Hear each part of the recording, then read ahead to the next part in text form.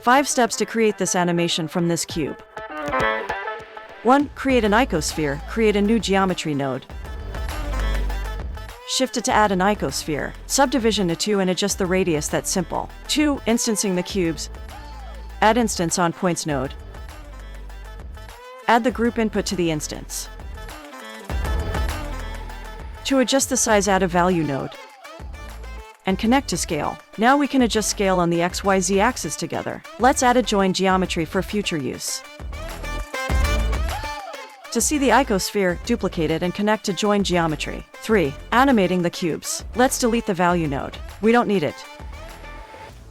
Add a scene time node. It animates anything following the time.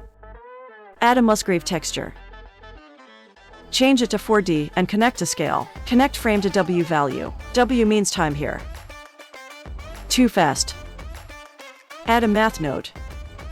Change it to multiply. Give a little value for slowing the animation like 0.01.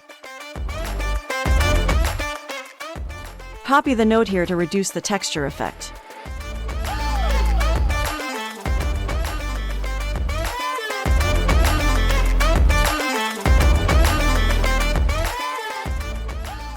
Four, set material.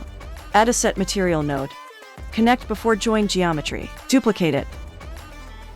You have to select the materials from here. First you have to create those materials. Then they will appear here.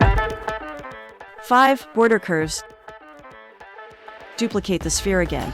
And connect as before. Add mesh to curve node. It will convert it into curve lines. Then add a curve to mesh node. And a curve circle is a profile curve. Now reduce the radius. We can reduce resolution for better performance. Finally, add a set material node for it. I will use a glow material here.